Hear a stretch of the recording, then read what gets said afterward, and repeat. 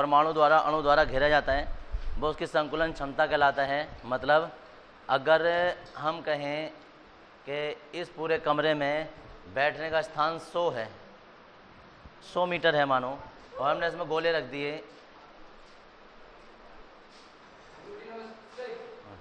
तो जरूरी नहीं है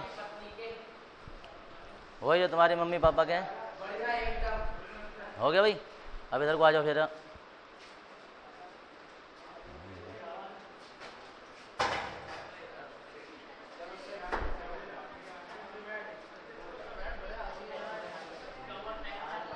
बैठ जाओ। देखो इधर, तो अगर पूरे कमरे में 100 मीटर जगह थी, 10 बाई 10 की जगह थी, तो ये गोले जो है ना वो 100% जगह नहीं घेरते हैं, समझ गए। ये जगह खाली रह जाती है जो यूज नहीं हो पाती है, समझ गए इस बात को। तो अब ये भी कणों द्वारा, परिभाषा सुनो, अब ये भी कणों द्वारा उपलब्ध स्थान का बहभाग जो घेरा जाता है वो संकुलन क्षमता कहलाता है। और एससी में अलग निकालेंगे, बीसीसी में अलग निकालेंगे और एफसीसी में अलग निकालेंगे, फिर वो तीनों तरीके, ठीक है जी। तीनों संरचनाओं के लिए अलग अलग निकालेंगे कि कौन कितने % स्थान घेरता है। मतलब हमने पहले भी लिख रखी है ये वाली बात, लेकिन हम आज कैलकुलेट करके निकालेंगे उससे। तो संकुलन क्षमता क्या है कि किसी भी क्रिस्टल में उपलब्ध स्थान का, जो भी क्रिस्टल में उपलब्ध स्थान था, उपलब्ध स्थान का वह भाग जो अवयवी कणों द्वारा घेरा जाता है वो उसकी संकुलन क्षमता कहलाता है। समझ गए, लिखेंगे वाली बात। हाँ जी,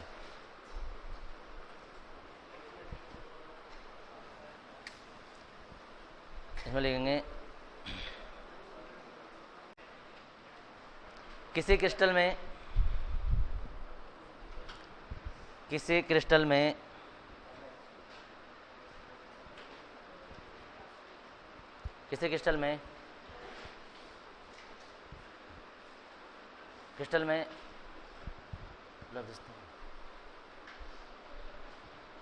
चलो ठीक है, उपलब्ध स्थान का वह भाग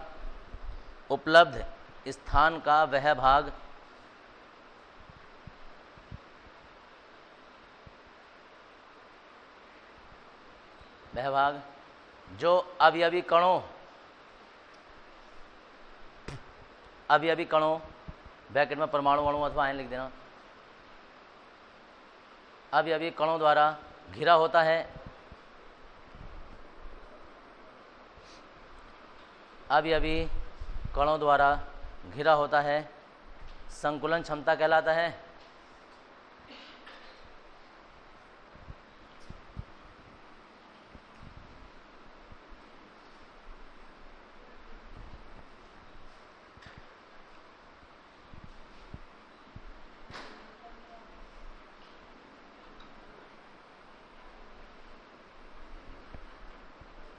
संकुलन क्षमता कहलाता है। इसे सदैव प्रतिशत में प्रदर्शित करते हैं।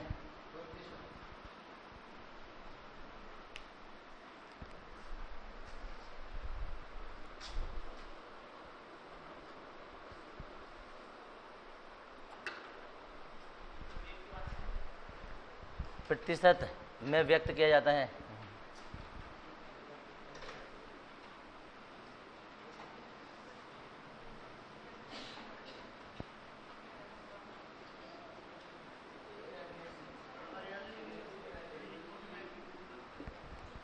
संकुलन क्षमता बराबर फॉर्मूला लिख देंगे ये, और सबसे पहले लिखेंगे हम एफसीसी में लिखो,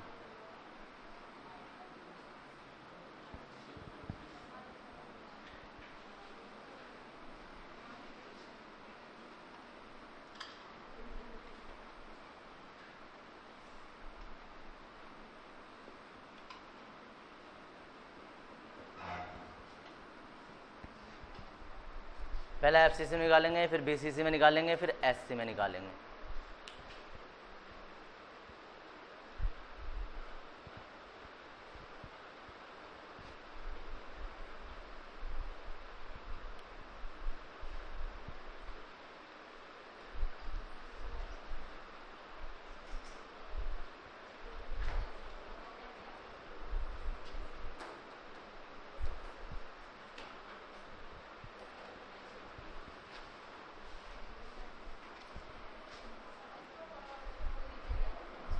नहीं दिख रहा?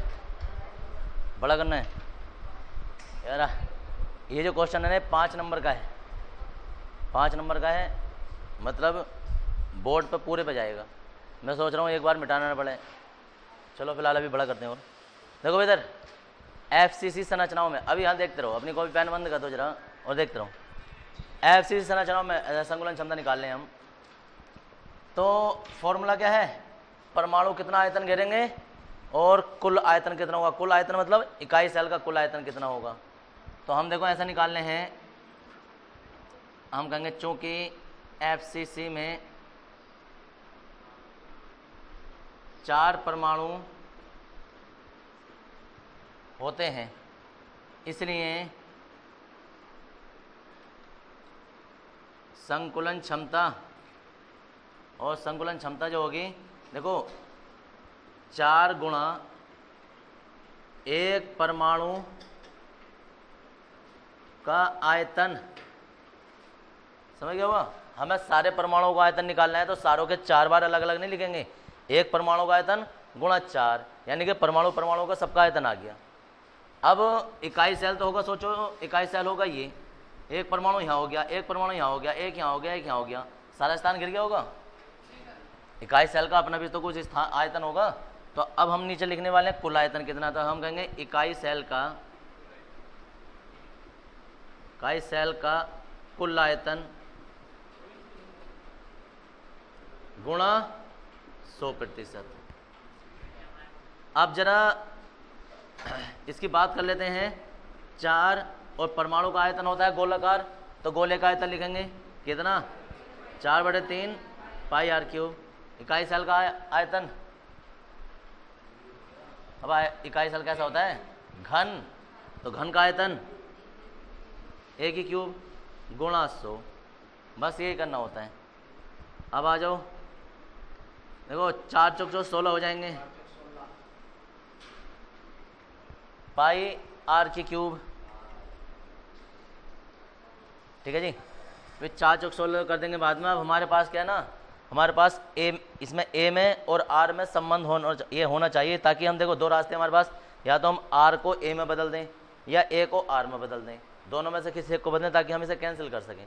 आपको ये कैसे बदल जाएगा, तो शुरू में ही हमने परमाणुओं का मध्य दूरी निकाली थी, परमाणु के बीच की दूरी, उसमें त्रिज्या में और भुजा में संबंध निकालते थे, ऐसा करके एफसीसी में अलग निकाली थी, बीसीसी में अलग निकाली थी, एससी में अलग निकाली थी। तीनों में अलग अलग दूरियों, ये दूरियों का मान निकाले थे हमने त्रिज्या में और उनके मध्य दूरी में संबंध निकाला था। देखो एफसीसी में हम कहेंगे, एफसीसी में आर बराबर जो मान आया था तो a/2√2 आया था। जो लोग नहीं आए थे वो देख लें, यही था। अब हमारे पास ये है कि आर का मान पूरे का पूरा उठा गया तो यहाँ लगा दें, या इसके तिरछे गुणा कर दो, ए का मान लगा दो यहाँ, किसी के रूप में भी सॉल्व कर लें। तो हम a बराबर आसान रहता है, a बराबर 2√2 आर, तिरछे गुणा हो गई, उठा का मान लगा देंगे हम इसमें। देखो इसलिए संकुलन क्षमता जो है,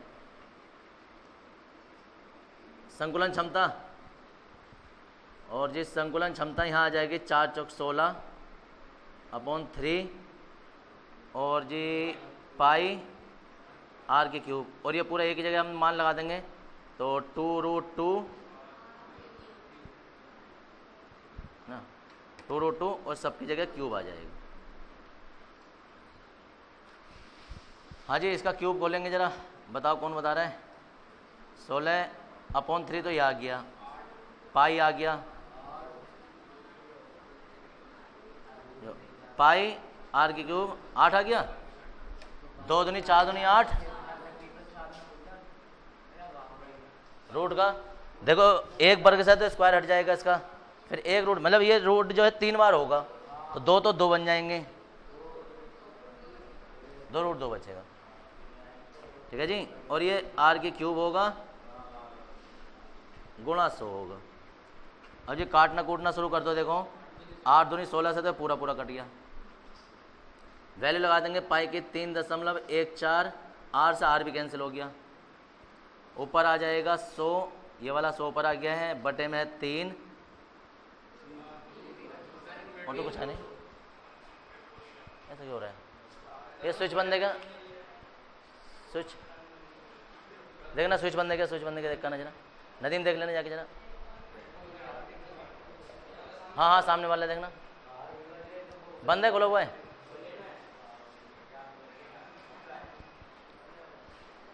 यार कौन करता है ऐसे काम ये?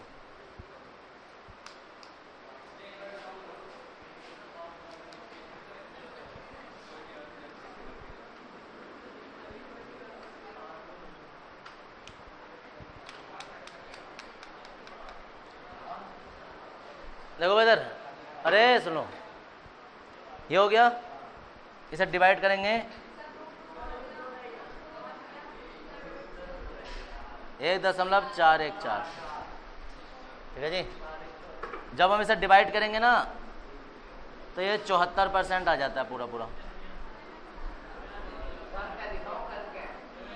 अभी दिखा देंगे भाई साहब।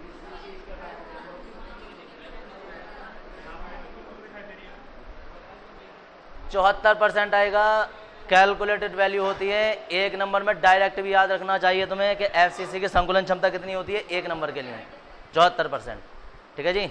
अगली बार जो आएगी वो उसकी 68% होगी, उससे अगली बार जो ऐसी क्या आएगी 52.4 होगी। ये फिक्स होती हैं, कैलकुलेटर होती हैं, सिर्फ इसके लिए नहीं। देखो उधर तुमने हल किया, कैलकुलेट किया, हल करके आंसर लिख दिया, एग्जामिनर को नहीं पता है कि तुमने कैसे लिखा है, उसे ये नहीं पता तुम्हें डायरेक्ट पता है क्या है, उसे ये पता है कि अच्छे से गुणा भाग की होगी और ये आंसर लिखा है, समझ गए। तो इससे टाइम बचता है तुम्हारा, वरना तुम ये कक्षा 2-3 की तरह का जो गुणा भाग करने पर लग गए ना तो यही टाइम खर्च कर दोगे अपना।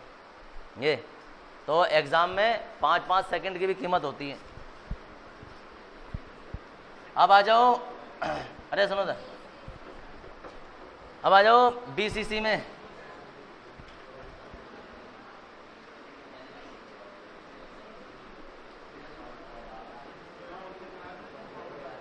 अब बीसीसी में संकुलन क्षमता निकालेंगे।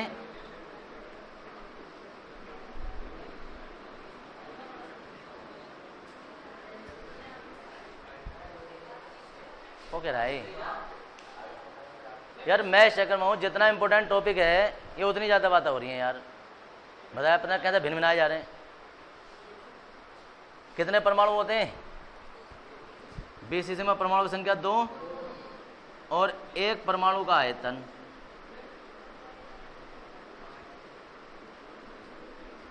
गुणा 100 और जी इकाई सेल का आयतन। संकुलन क्षमता की बात करें, इसकी बात करें तो 2 गुणा और यहाँ जाएगा 4/3 इकाई सेल का आयतन 1 क्यूब। अब बात आ जाती है कि बीसीसी के लिए भी हमने यही मान निकाले थे। बीसीसी के लिए भी ये त्रिज्या में और भुजा में संबंध स्थापित किया था। तो देखो इधर हम कहेंगे चूंकि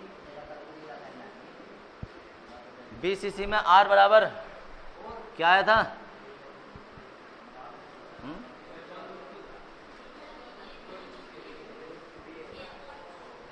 A/2 बीसीसी के लिए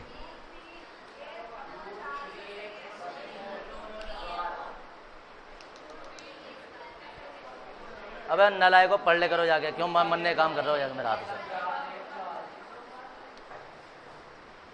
तिरछी गुणा कर देंगे इसकी तो देखो 4/3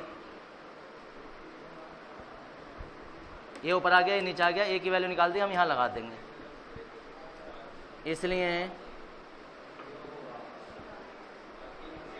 इसलिए संकुलन क्षमता और संकुलन क्षमता बराबर जब हम निकालेंगे तो यहाँ आ जाएगा 2 4/3 पाई आर की क्यूब, एक ही जगह लगा देंगे। देखो 4r/√3 की क्यूब और गुणा 100%, ये तो बन जाएगा 8, 3 आ जाएगा नीचे, ऊपर हो जाएगा पाई आर की क्यूब और गुणा 100, तो ये चल ही रहा है। यहाँ देखो 4 चौक 16 चौका 64,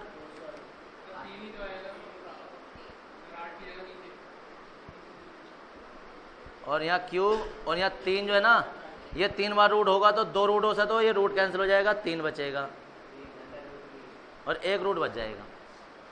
समझ में आ रहा है? 3 से 3 कैंसिल हो गया और 8 × 8 = 64 हो गया। ये रूट घूम के ऊपर चला जाएगा, आर से आर भी कैंसिल हो गया क्यूब में। देखो रूट घूम के ऊपर चला गया, 8 नीचे आ गया और पाई बचा है और ये 100% बचा है। और वैल्यू लगा दो, इसकी वैल्यू खोल दो 1.732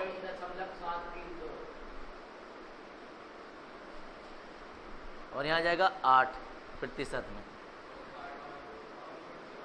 कुछ रह गया? और जब इसे गुणा करके ऐसा भाग करते हैं ना तो 68% आ जाता है।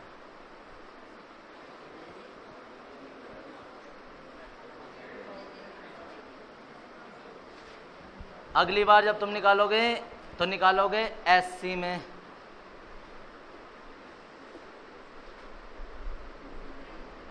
एससी में। और एससी के लिए जब निकालेंगे तो देखो उधर सब कुछ यही मान लगाएंगे, 2 की जगह क्या हो जाएगा 1, क्योंकि एससी में परमाणु की संख्या 1 होती है।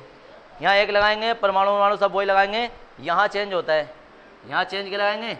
हम कहेंगे एससी में जो आर का मान आया था वो a/2 आया था, तिरछी गुणा कर देंगे तो a बराबर 2r आ जाएगा।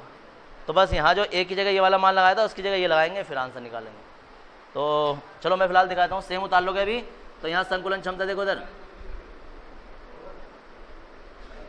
यहाँ तो 1 आ जाएगा 4/3 पाई r की क्यूब अपॉन यहाँ हो जाएगा 2r की क्यूब गुणा 100। मतलब ये और ये उतारने के बाद की बात बता रहा हूँ मैं, ठीक है ना। यहाँ से अब देखो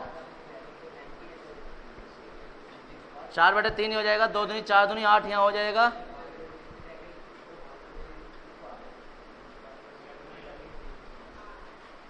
ये हो गया। अब 4 दूनी 8 हो जाएगा। अब यहाँ आर की क्यूब से आर की क्यूब कैंसिल हो गया, तो ऊपर तो बचा 100 और नीचे बचा है पाई भी 3.14 और ये प्रतिशत में, यानी कि ये बचेगा 314 और ये 6%। डिवाइड कर देंगे 6 पंजे 30, 14 बचेगा, 6 दूनी 12, कितना बचेगा 3 3 चल जाएगा 52.33। अब और सुन लो इधर, सुनो इधर। दरअसल हमने जो मान लगाया ना 3.14 लगाया है। अगर हम इसे 22/7 ये 22/7 लगाते ना तो थोड़ा सा 1 पॉइंट और बढ़ जाता है और हम इसे लगभग 52.4% लिख देते हैं। ये एक्यूरेट मान होता है जो रियल में पाया जाता है। नहीं, ये भी ठीक है, लेकिन एक्यूरेट जो बिल्कुल परफेक्ट किसी क्रिस्टल के अंदर पाया जाता है वो 52.4% स्थान घिरा होता है। तो फिर खाली कितना होगा भाई, ये हिल के अंदर तक।